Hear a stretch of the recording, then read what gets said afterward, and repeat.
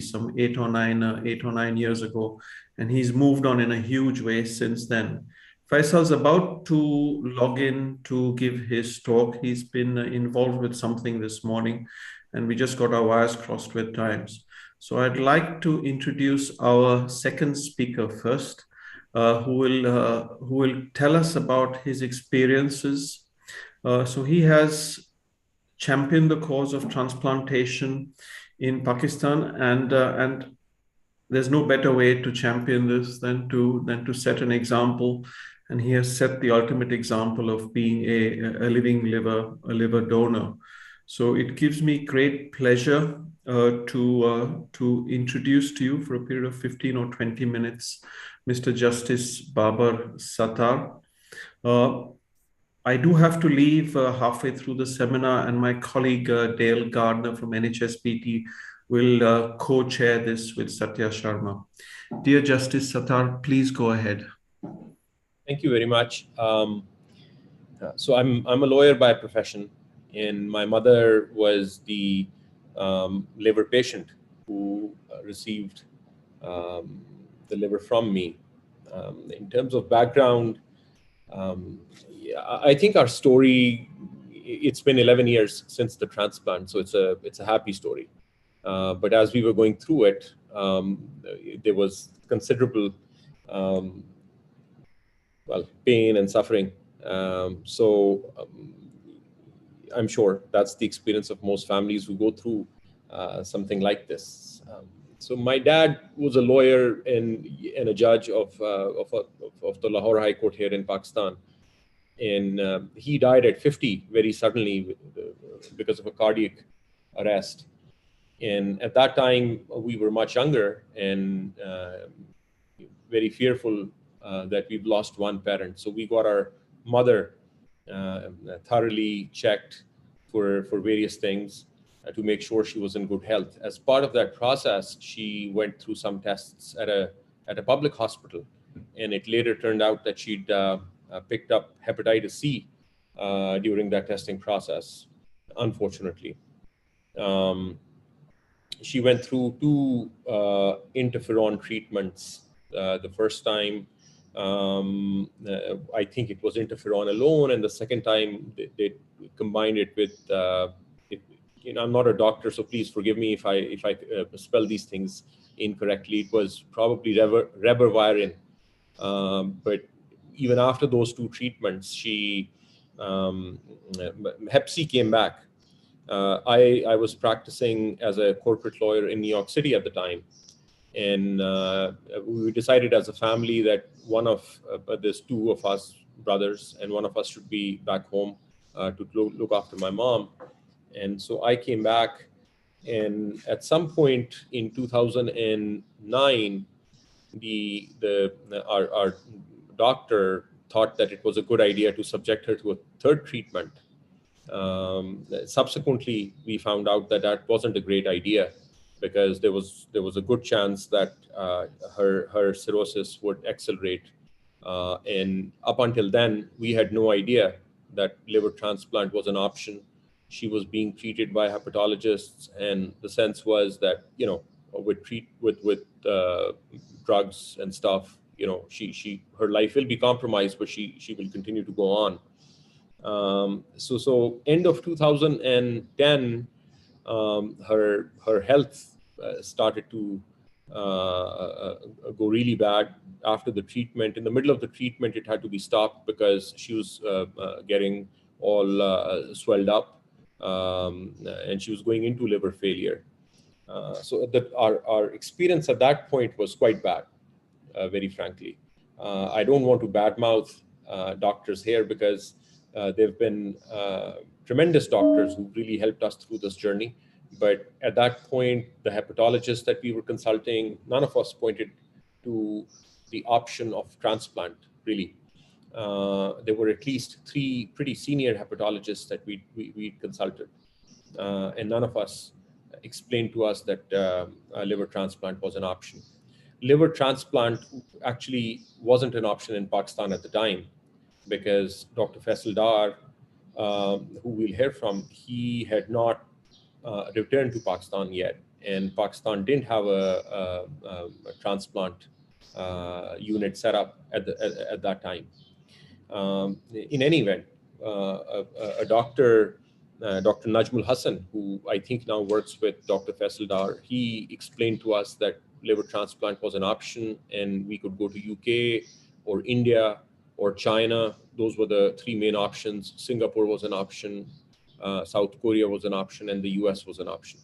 But he suggested that most people opt for, from here, they opt for UK or China or India, and those were the options. Nobody had explained to us up until Dr. Najmul Hassan spoke to us how much time my mother might have. I was getting married at the time, actually. And so after the ceremony, I'd gone off to my honeymoon, and my mother felt really ill. She was taken to a hospital, the Shifa hospital here. So the leading hepatologist at that time, when I went and met her in like 10 days, he said to me that my mother was really out of time. And he said it could be a few weeks, it could be a couple of months, and that was it. So we were kind of really freaking out. Again, consulted with Dr. Najmul Hassan, who then explained that we could send our tests, and the labs done. We did that. We sent it to, I believe we sent it to Dr. Faisal Dar, who at the time was in London. I believe it was King's College London, or the King's setup, if it's not called college. But he was returning back to Pakistan to help set up this transplant unit in Shifa, but he wasn't back yet. So we very, with a lot of sense of urgency, sent our labs to various doctors across the world. We spoke to doctors in China. Our first priority was to go to UK, but there was a visa issue because my mother was very unwell, and she could actually go visit the embassy for a visa. And there was no way that they could, as we were told at the time, that she could get a visa, a medical visa, without actually visiting the embassy. So at some point, we had to rule out going to UK, although we had made an appointment for January of 2011, I think it was, for surgery in UK. We looked at China. There were problems with China as well because Pakistan didn't have an arrangement where we could get a medical visa to go to China. We understood that a lot of patients did go to China for transplant surgery, but they generally went on a visitor visa. And that was causing some anxiety because obviously my mother couldn't really walk at that point. She was quite confused. She was in a confused state by then. So it was through a process of exclusion really that we came to India as an option. And that in itself was a story how to actually manage to get to India. At the time, thankfully, the relationship between India and Pakistan was slightly better, and people were still getting medical visas. And we made arrangements to go to Apollo Hospital, where there was Dr. Subhash Gupta, who was an excellent surgeon, transplant surgeon. He'd done, I think, over 500 transplants by then, and a great guy, and now a friend. So we made arrangements to go there. Prior to that, obviously, there was the whole issue of who's going to donate. And we're just two brothers. So it was either going to be my brother or myself. And my brother had fatty liver. And so we were told that he is not eligible to be a donor. I got my tests done at Shifa Hospital and got the results and sent them to Dr. Gupta in India. And he looked through them. And I still remember the most comforting call was when he called back and said that I was eligible and I could actually donate, because we didn't know what we were going to end up doing. There wasn't a transplant set up in Pakistan at all, whether living donor or cadaveric. But in the event that I couldn't donate. Um, we had my mother's brothers, but they were all close to 60, and they weren't necessarily eligible to donate given the age and other factors. And so that was one of the key challenges at the time. In the event that I wasn't able to donate, then what is it that we were going to do? And that kind of also raises these ethical issues that we think about. There is a transplant law in Pakistan. I'm not sure if it was there at the time, but I think it came in the province of Punjab in 2010. It prevents anyone other than a family member from donating. But there are still indigent donors who need the money, and they'll write up documents saying that you're a family member, and then most of these transplants do happen with these doctored kind of family tie documentation built up, and at that point it was easy to have them done in China, from what I recall. Thankfully, we didn't have to go that route. And once it was clear that I was eligible, my mother and I, along with some family, we headed off to India, and we were received there, and taken to the hospital. Um, by then, my mother was really unwell, and she was in a state of confusion, which they said was something called encephalopathy or something of the sort. At that time, we didn't have medication in Pakistan to deal with it as well, so we had to fly in medication. I forget where it was from, probably India, which enabled her to be able to sustain that 1.5 hour flight from Lahore to Delhi and then to the hospital. By then, it had taken a while, and so when we got to the hospital, the doctor told us that her heart was overworked with all the pumping, and it could have been a problem with the heart, or it would just settle down with medication. So thankfully, with medication over a 13-day period, she settled down, and then we went into surgery. Um, I was the donor, and I don't think up until then I had thought through what I was going to endure, because it was more about making sure that we get to a place where we can actually get operated. We were extremely desperate at the time. My wife, as I recall, was a lot more worried. We were newly married. We'd just gotten married in 2010. I'm talking about early 2011 when the surgery took place. My wife was expecting our first baby, and so she couldn't come with me to India, and so there was some anxiety in the family. But the surgery went through, and I remember when I woke up, Dr. Gupta was there to tell me that the surgery was successful, my mother was fine and recovering, and that I'd be fine too. The first week in the hospital, there was obviously some pain and discomfort. I used to stay up during the night. Night times were hard. The painkillers that I was getting, they would give me nightmares. And by the second day, I kind of figured out that this was a nightmare, even as I was going through them. But like in a week, I was out of the hospital, and we rented a place in India, and my mother was still in the hospital, and she stayed there, I recall, for like 25 days. Then she was also recovering with me in an apartment that we rented. We had some very good friends in India who were looking after us. We had family there as well who traveled with us to take care of us, at least 2 attendants. And that was extremely useful, because without that kind of family support, without a couple of people, because I was unwell myself, my mother was unwell and recovering, and so we needed at least two other caregivers, and those were 2 family members who took out that 1.5 months from their lives to be with us in India.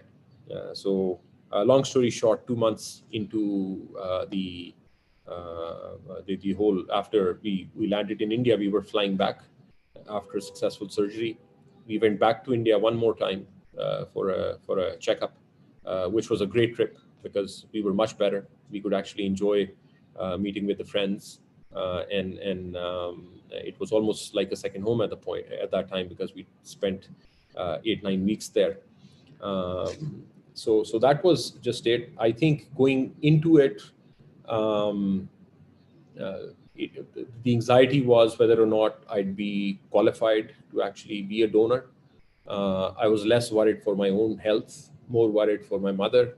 At the time when we got out of the transplant, we were told that X% of people survived 2 years after the surgery, and there was a higher percentage that survived up until 5 years if they looked after themselves. And thankfully, it's been 11 years. My mother is doing fine. She's on a mini pilgrimage to Saudi Arabia right now because it is the month of Ramzan. In the initial 6 months, there was slight discomfort. I couldn't work out. I was told not to work out as I could develop hernia, or I shouldn't lift weights and do other stuff. But after 6 months, I was fine too. There's not been a problem ever since. And I get regular tests done. There's a scar, obviously, where the surgery was done. When I go for swimming with my boys, we always joke whether the story that we should tell that day, if somebody asks at the pool, it should be that there was a shark attack in which I was caught up, or whether it was an alligator, and we laugh about it. Obviously, back when it was all happening, it wasn't as funny. 1 year after all this happened, my mother, she was traveling and she got mixed up. Her medicines got mixed up, and she wasn't taking them properly. And she got very sick again. And that's when we wound up at the liver transplant center in Shifa Hospital. Thankfully, by then, Dr. Faisal Dar was in Pakistan. He'd set up this unit, and she was really, really unwell for a month. But Dr. Dar took great care of her. And she was in the hospital for almost 20 days, but she survived. And ever since, Dr. Dar is our first port of call every time that there's a problem. And thankfully, they've not been many problems. Starting out, Dr. Subhash Gupta in India, and then Dr. Faisal Dar with his excellent team at Shifa have been our lifeline. And every time that there is something happening, like even COVID-19, the question obviously arises whether a transplant patient can get vaccinated, or what is the right vaccine, et cetera. And it's a great luxury now that we have an effective transplant unit for liver transplants in Pakistan. But thinking of the fact that if I was unable to actually donate, if I was ineligible for any reason, and the absence of an effective donation program, organ donation program in Pakistan, and the absence of the ability to have a cadaveric transplant, at least for 2 days, till I found out that I was eligible, that used to give me that gave me serious nightmares. But I'm extremely grateful for this journey. I'm very happy that ours is a happy story. We got there to the surgery in time. It was a successful surgery, and my mother's lived on. It's been 11 years. She has 3 grandkids, three of my kids at least, and 2 of my brothers that she's enjoyed over the last 11 years, and she still enjoys. And that's our story. Thank you very much for listening. Thank you very much. That was a very powerful story. We really want to help you. Thank you, Mr. Justice Sattar, for sharing that. So just if those haven't met me on the call, I'm Dale Gardner. I'm an Associate Medical Director with NHS Blood and Transplant. Obviously, Professor Mirza, as we heard earlier, had to go to the operating theatre. But the comment I made in the chat, and we could probably get some panel questions if people want to put a panel question, is that this is a story of a son's love for his mother. And it's a very powerful story. So thank you for absolutely sharing that. But we might just go now with, luckily, Dr. Dar is with us. And as you've already heard from a number of people, just the incredible work he's been leading in Pakistan, and the numbers of living liver transplants he's been doing is just quite astounding. He's the chairman of the Department of Liver Transplantation, HPB Surgery at a Pakistan Kidney and Liver Institute Research Center. And I'm really glad you could join us. Sorry about the confusion of the timing, and we'll cross over to you. And hopefully, if you want to share your slides, we can progress from now. Yeah, thank you very much, Dale. Can everyone hear me well? We can hear you fine, absolutely fine. We see you well yes, too. It's all fine, Faisal. Yes, please Thank go you ahead. very much. So after Justice Babar Sattar's story, I would like to share my story, that how I started and how the journey has been. And thankfully, like Babar, it has been a happy ending for me as well. So it was from 2003 to 2010 when I was doing my training at King's College Hospital in London. Can you share my slides as well? See my slides as well? We can see them. All we need you to do is just to launch the slides, because we can see them in sort of preparation mode. So just say start, slideshow start. Either the button at the bottom or just the slideshow at the top, and go start from Slideshow. Yeah. Yeah, not now. And just try again, go slideshow from beginning. Perfect. Okay. So that hasn't quite worked. Try again. Try from beginning again.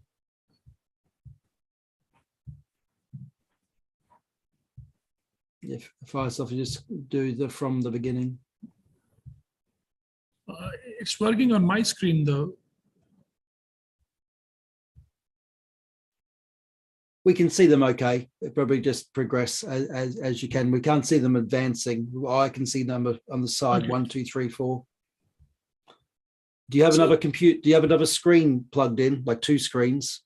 Yes. If Can you- you switch that off, please? If you disconnect that, it'll probably make it right. Can you see that?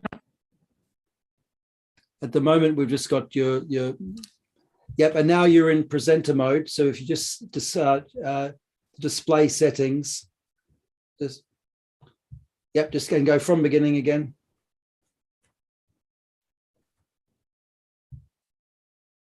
Before you do that, to the right, use presenter view is untick that to the right. Oh, yep, that's perfect. Do that. Okay. Keep going like that. Fantastic. Thank you, Faisal. Thank you very much. So I went through my liver transplant training at King's College Hospital in London. And during those time, I got the opportunity to see Professor Thomas Starzl and Professor Icon. They are the forefathers of liver transplantation. And for those who don't know, Professor Thomas Starzl did the world's first ever liver transplant in 1963. And Professor Icon did Europe's first liver transplant, I guess it was in 1967. So meeting them was a great source of inspiration. And these were the times, I think it was 2008 or 9, when I was going through my training, but there was no signs that liver transplant will happen in Pakistan. So during our conversation, I asked Professor Thomas Starzl, would I be able to start a transplant program in Pakistan? And this is what he answered, that you are a nuclear nation, you do have an atomic bomb, why can't you start a liver transplant program? So I think that motivated me a lot. And I thought, yes, a liver transplant program is not that big a deal as compared to starting a nuclear program. So I decided that one day, once I have completed my training, I will go back and at least make an effort to start a transplant program. And my mentor at King's College Hospital was Professor Nigel Heaton and Professor Mohammed Rela. And when I was saying goodbye to them by December 2010, and Professor Heaton was trying to console me that, Faisal, don't worry, even if it takes 5 to 6 years, you just need to keep going. And I thought, oh, it's going to take 5 to 6 years. So that was the kind of start when I landed in Pakistan and started to work around the liver transplant program. Setting up this transplant facility, actually, in any clinical facility is, I think, is a big endeavor. And it's made even more so when the supporting structure does not exist. And I remember when I was walking around the corridors of the hospital, and most of my senior colleagues would say that liver transplant is not going to happen in Pakistan, and this guy is going to run away in a few days' time. So setting up this facility, I think, first of all, you need to have a very clear feasibility. You need to start the planning in a proper scientific manner. Then there is a lot of groundwork which we have to do before actually starting the transplant. And once you start the transplant program, I think the more importantly was making it sustainable.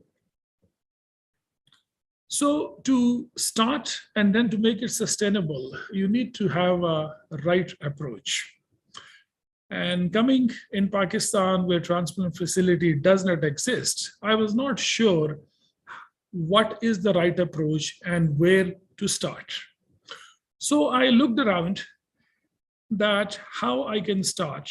So in any clinical facility where you are planning to start a transplant program, I think it's any clinical facility is just like a pyramid, where you have like maybe 60 to 70% of the day-to-day cases, which majority of the decent and good hospitals are providing that service.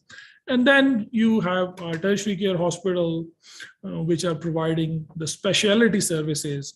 And then you have just the tip of this pyramid of very complex cases, and maybe few centers nationally are performing these sort of cases. And that was the picture of Pakistan back in 2010.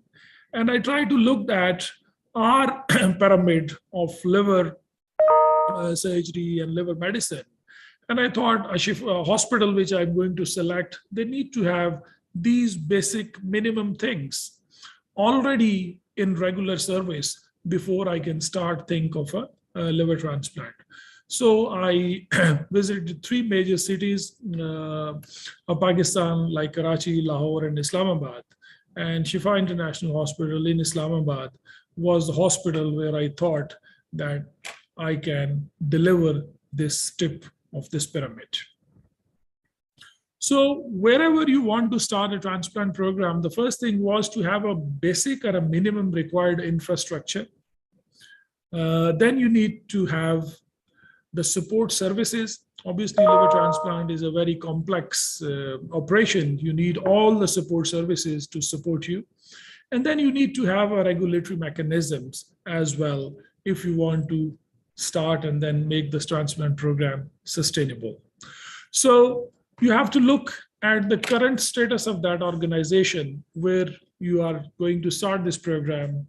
And then you need to look at the minimum standards which you need to start, or minimum safety standards which needs to be there in that organization where you are thinking to start a transplant program. And then you need to work your way towards the ideal standards. So you have to quantify the difference and then move slowly from current to minimum, and then obviously to the ideal standards. And that is what, in my view, is the scientific planning.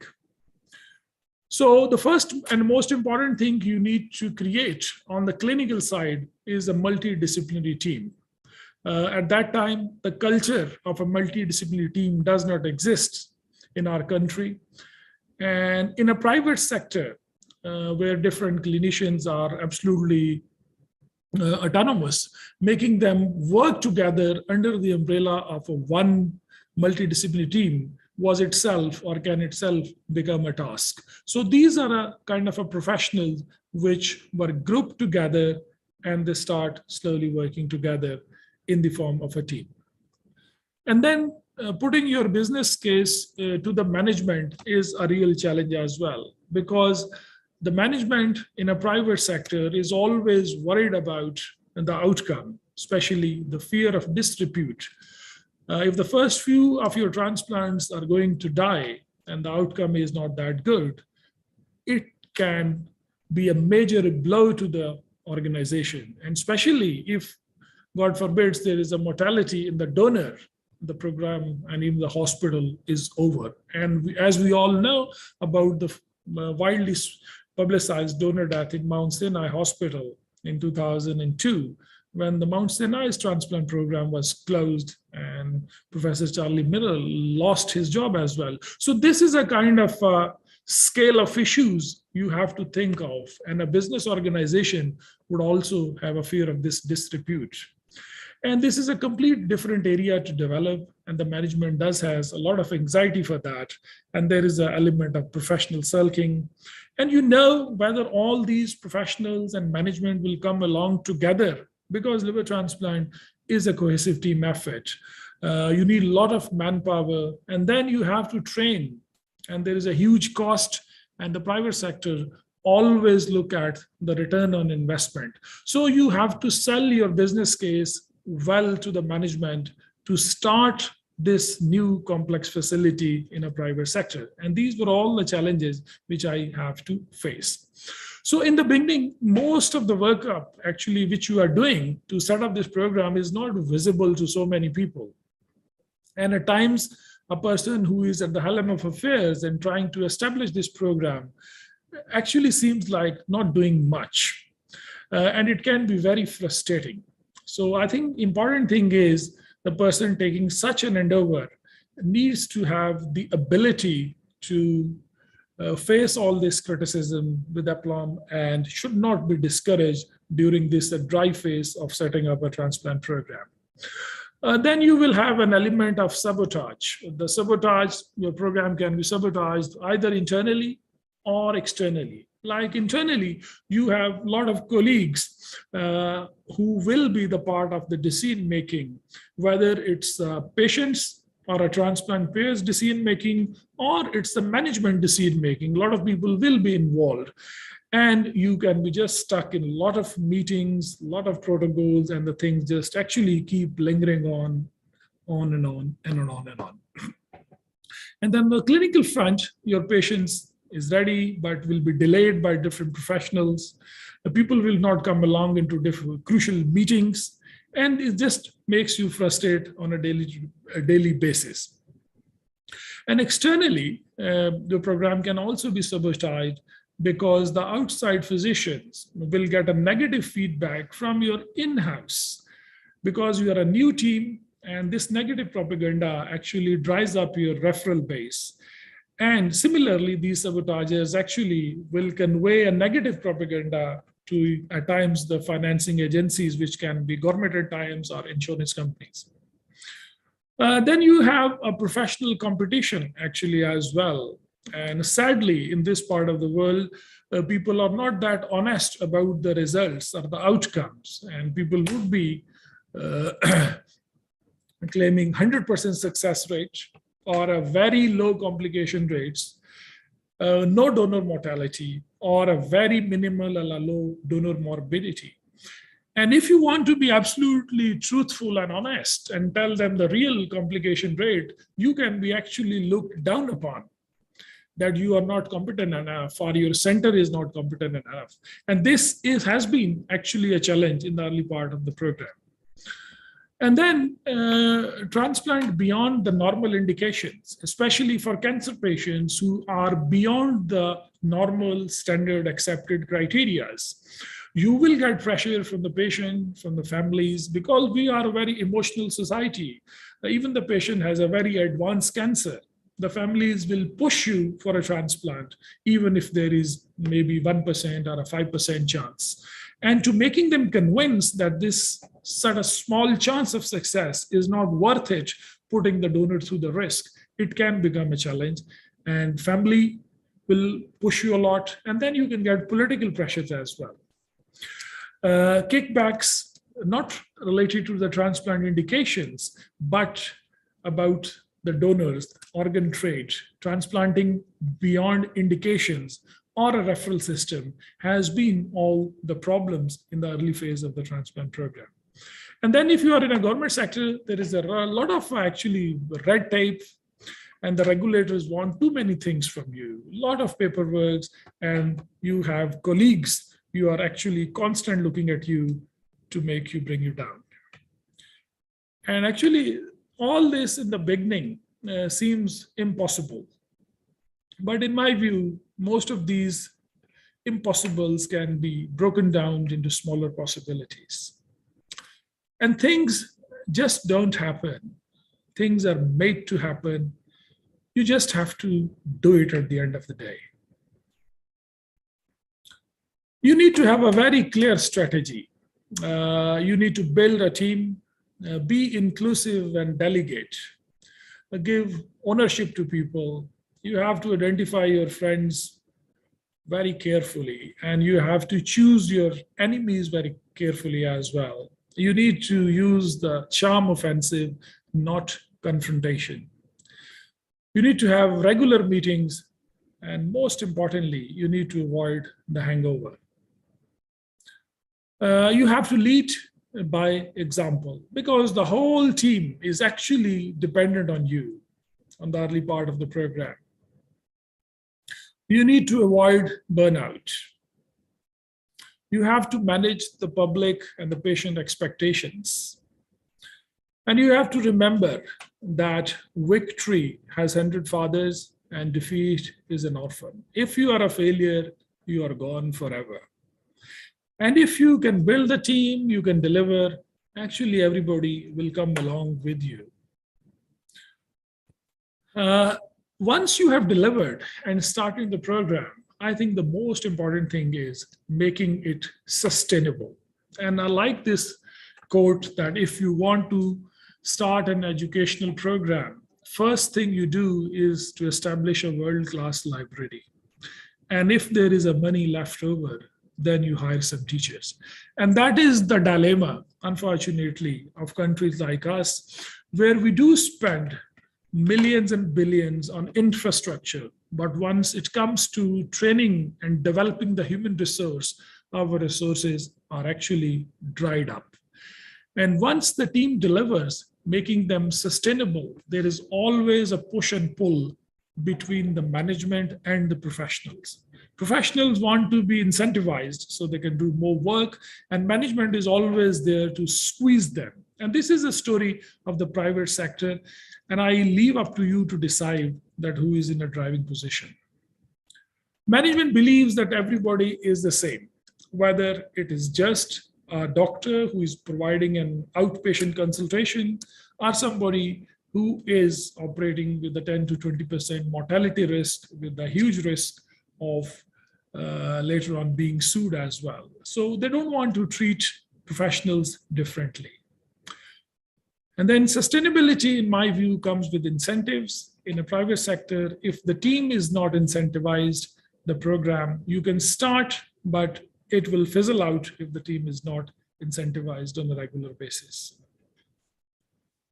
So with all this background of the knowledge and the troubles, eventually we did our first liver transplant 10 years ago. It was 28th of April, 2012. This was a 7-year-old child at that time, I think 7 or 8 years old. He was a very precious child, a son after 7 daughters. He was transplanted, and that was the start of liver transplant team by an indigenous team in Pakistan. So then we completed our 100 transplants and published our experience in liver transplantation. And Shifa International Hospital's liver transplant program actually was the mother program. It's not only started the transplant in Pakistan, it actually trained so many transplant surgeons, transplant physicians, intensivists, OR technicians, nurses, transplant coordinators. So in about 10 years' time, 15 transplant surgeons was trained by this program. And I would say at least 200 to 250 people who were the part of the transplant team was trained by this center. And these were the trained people who then later on moved to different centers. In 2016, I was asked by the Transplantation Journal to give an update about the transplant program in Pakistan. And this was the state of affairs on the left-hand side. The Shifa International Hospital Transplant Program was leading with nearly 400 transplants at that time, and there were 6 transplant programs at that time. And on the right-hand side, this is the latest state of affairs in Pakistan, that we have 10 transplant centers and almost 2,500 transplants has been done in the last 10 years. And this is all or majority by the indigenous teams who were trained at the mother program in Shifa International Hospital. And it is actually ever growing. There has been a huge interest in the young surgeons to get training in hepatobiliary and liver transplantation. And a lot of ICU and anesthesia people has come along to get training and then moved on to other centers as well. So in summary, to set up a liver transplant program, you need a very clear leadership. You need to have the right approach. You need an absolute discipline, especially in the early part of the transplant program. The management need to have the patience because they have invested so much and they want the return on their investment. But I would say it takes at least a couple of years for the transplant program to become sustainable. And then you will have a lot of revenue from the program. You need to define your timelines very clearly. You need to audit your progress. You need to reward people, and you need to have an element of punishments whenever there's a breach of discipline. You need to dedicate your resource and time for training and research. Team building is the key, and you have to transfer all this knowledge and skills to the next generation. So I think coming together is the beginning, and keeping together is the progress, and working together is the success. These are the different people, starting from the international faculty to the local faculty, different politicians, philanthropists, and breed of young transplant physicians and surgeons who, in my view, have all contributed to the development of a sustainable transplant program in our country. And I think I would like to thank all of them for their contribution to the development of this field. And at the end, I would like to thank all of you for your patient listening. Thank you.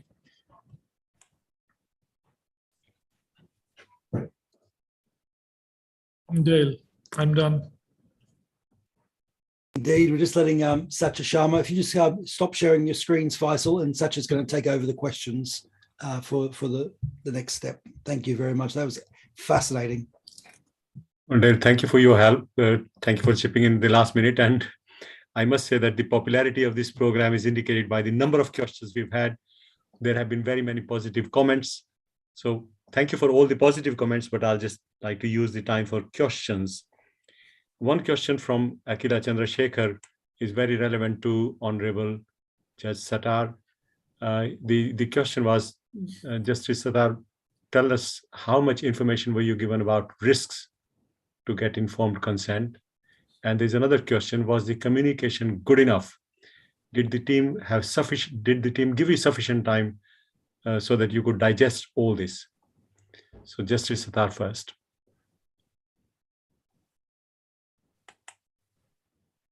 Can you unmute yourself, please? I'm sorry. Yes, I think in our case, we had no information in Pakistan because there wasn't a transplant center in Pakistan at the time. But when we wound up in India, I went through a psychiatrist evaluation.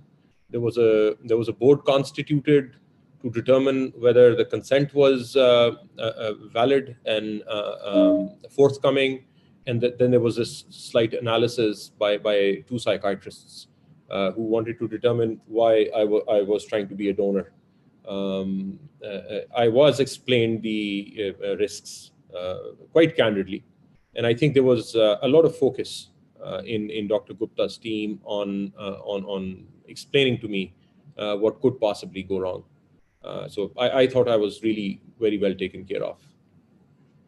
That's good. And I must say, thank you very much for your personal story. It has been very impressive. There have been a lot of positive comments, and your love and affection for your mother is absolutely overwhelmingly powerful. One supplementary question is, what did you find most helpful in your coping mechanism when you were going through the anxiety state of what will happen to my mom, what will happen to me?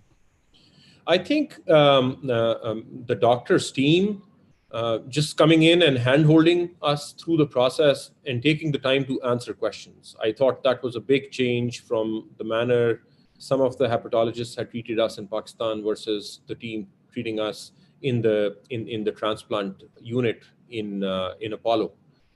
Because we had, I'm sure, which the doctors thought were silly questions, which everyone knew the answers to, but them just taking the time to answer them, the surgeon himself coming in and walking us through why is it that they were doing what they were doing, especially the initial period of 13 days when we were waiting for my mother to just be able to be to undergo the surgery, and explaining how the anesthesia would work, how many days it would take for me to get out of the hospital, what I could eat and drink afterwards, how long I'd be able to not be able to exercise, what precautions to take. I think that kind of care, and also the medical care. I thought the care, the nursing care for the first 5-6 days when I was quite helpless. I think that was extraordinary. There was it was professional, and it was extremely kind. The nurses were extremely kind to me, I felt. And I thought that was huge in those days. For somebody who's otherwise independent and not sick, being in a hospital suddenly and going through surgery for the first 4, 5, 6 days when you were helpless, somebody helping you. And obviously family, I think, was huge. The caregivers were related, and them being there, I think these 2-3 things made a huge difference. Thank you. Thank you very much. That's tremendous. I hope that you're able to stay for a little longer, because this webinar started a little bit late and perhaps we lost a bit of time. So I would not want to cut the questions, and I would not want to reduce the value of the question answer session, which is so very interactive and so very powerful. So coming on to Dr. Dar, one question is, and again, there have been lots and lots of positive comments about your presentation. They're all good, and therefore, rather than using up the time with the with praise, let's use this time for some questions which may be helpful to everyone. So one question is, what do you think? Why is it that other countries can't follow the example of Pakistan? Because Pakistan did so very well in live liver transplantation. And a related question is, do you have a deceased liver donor transplantation program going on? You're on mute. Yes. Yeah. No, we don't have a deceased donor transplant program yet. I think it is very interesting when you are in the Western world and doing the deceased organ donor transplants. The living donor transplant seems like a fantasy. I mean, it's the highest level of the surgical skills where you want to deliver. But because they have such a strong deceased organ donor transplant program, that at times itself is an impediment to the development of a living donor transplant program in the Western world. Here, we don't have an option. Well, ideally, after doing these living donor transplants for more than 10 years now, given the choice, I would love to do the deceased organ transplant, because it's much safer. Because I myself actually maybe have grown 10, 15 years older than my actual age because of the pressure which you take all these years. But having said that, in terms of setting up the transplant program, I think living donor transplant program, the setup is much easier as compared to the deceased organ donation. Because all you need is a couple of competent surgeons and maybe 10 to 20 members, team of professionals who are dedicated and committed to each other as a cohesive team. And then you need a supporting structure by the management. And then you can deliver living donor liver transplant. And you don't need either a big investment in a decent private hospital. And actually, this was our story. Setting up a disease organ donor transplant program in our part of the world actually is a much bigger challenge, because that requires the will of the government, because it cannot be done just by our private sector. And that has been the reason that we have not been able to actually establish the disease organ donor transplant program yet, because of the lack of the will of the government. Although we have tried hard enough to push for it, but probably was not good enough. But I think me being in Lahore now, and this PKLI is a dedicated transplant unit, probably this gives me an opportunity to push for establishing the disease organ donor transplant program. And let's see how it evolves over the period of time. There are two supplementary questions. One is, how about pediatric liver transplants? And the second one is, are the general surgeons trained to do the liver transplantation through your unit, which is a training unit? I mean, pediatric transplant, yes, we are doing pediatric transplants. We do almost, I would say, 3 to 4 pediatric transplant every month. I mean, our current number is roughly 15 transplant a month here. And there's all living donors, and 3 to 4 are pediatric, starting from 4 to 5 months of age to averages 3 to 4 years of life. So it's a regular happening at our center. Secondly, in terms of the training, we do have an active fellowship program.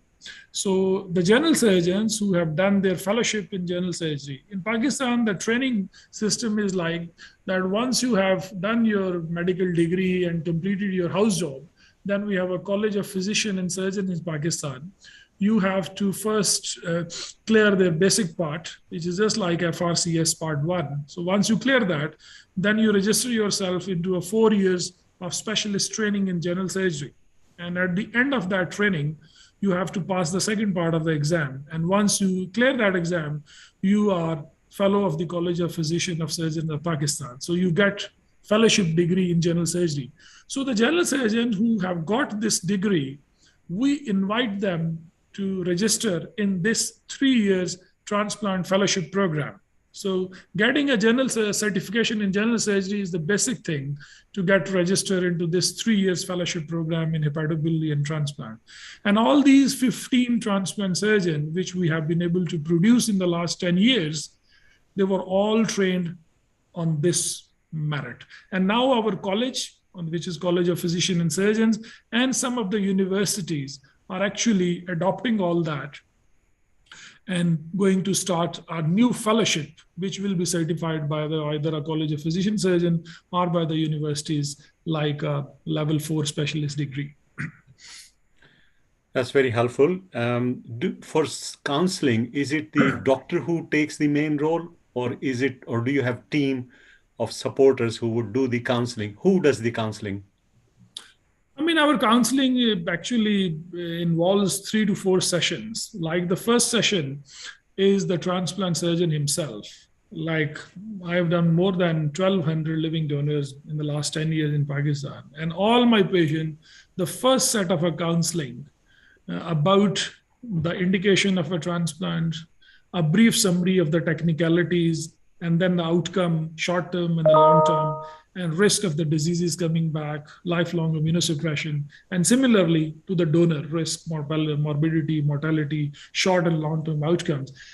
I explain to every patient of mine myself. That's the first one. And this is so our all new generation of transplant surgeon has been trained.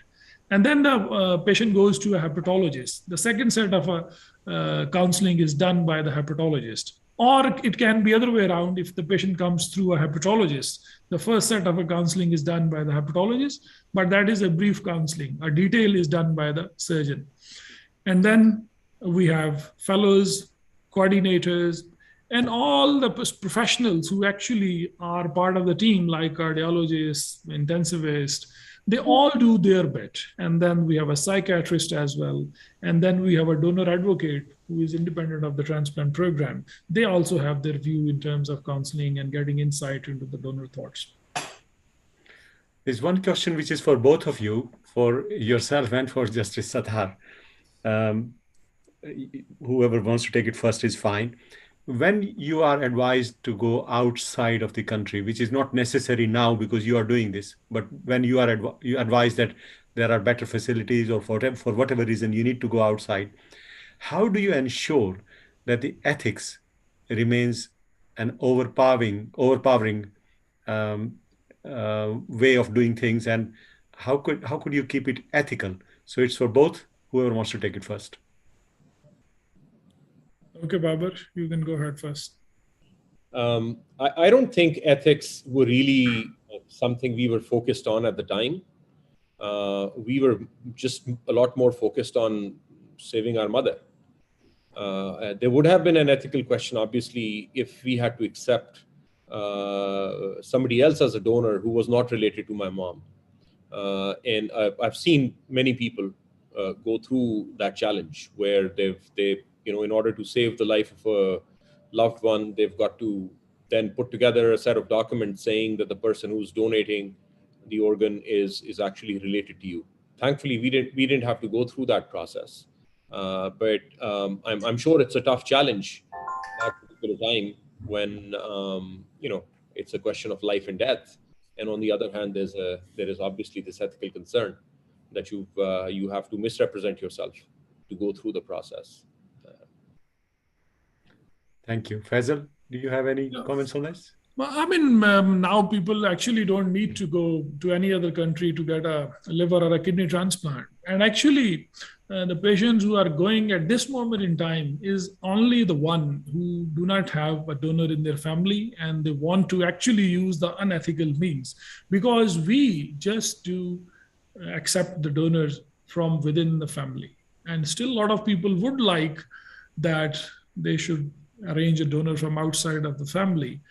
And I think the transplant facility is very decent in Pakistan. People are not trying to go out, but if they don't have a family donor, and as Babar said, I mean, when your patient is actually sick and dying, people are trying to just get a donor, even if they can. And it depends on the medical community, how they actually become the flag bearer of ethics, I can guarantee you here, in the last 10 years, in the beginning, a lot of people would come to us thinking that we would arrange the donor for them as well, and that will be included as part of the package. And then we moves on, we started getting a bit of a pressure from our family and friends for a certain patient to get the donor outside the family being accepted. And then we started getting political pressures. And then I actually getting threats to be sued if the patient dies without a transplant. So I've gone through all these phases, and try to maintain the ethical transplantation. But I think we are all human beings. Whenever people are in deep trouble, they are trying to save the life of their emotional one. For them, the biggest ethic at that time is to save the life of the beloved one. So they would use all the means if it is in their hand. Well, that's very helpful. I must say this, that my overview from the Commonwealth Tribute to Life board chairmanship is that these are still happening, because in African countries, these facilities don't exist. So they are constantly advised to go outside if they can support themselves, self-funding. And they are either going to Asian countries or sometimes to Western countries. And one of the criticisms laid against the Asian countries is that vast majority of work is very, very good. It's ethical, it's beyond challenge, it's above board. But there are some number of possibly a small number of transplants which are happening, which don't particularly stick to ethical guidelines because of some of the factors that you have just been saying, Faisal. Their emotional reason, but that's a slippery slope, and quite frankly, that's something that is best avoided. I'm conscious of the fact that we have gone about 7 minutes over our time, and there is another meeting which I need to attend as well. I'm sure you got some important things lined up for yourselves. It's my pleasure to really thank you both very much indeed. You have been absolutely superb in laying out your true feelings in terms of your presentation. People have been very generous, and you can see the comments afterwards, but they've been very generous in giving both of you very positive comments, but those are appropriately deserved. Both your presentations were excellent. I'm sure the people who were having live transmission and they were able to participate with us today have benefited, but the ones who have not been able to see the webinar live will be able to do so later on through the recordings. So thank you both very much indeed, and many thanks to everybody who's been able to join us live. Thank you. Thank you very much. Have a good evening.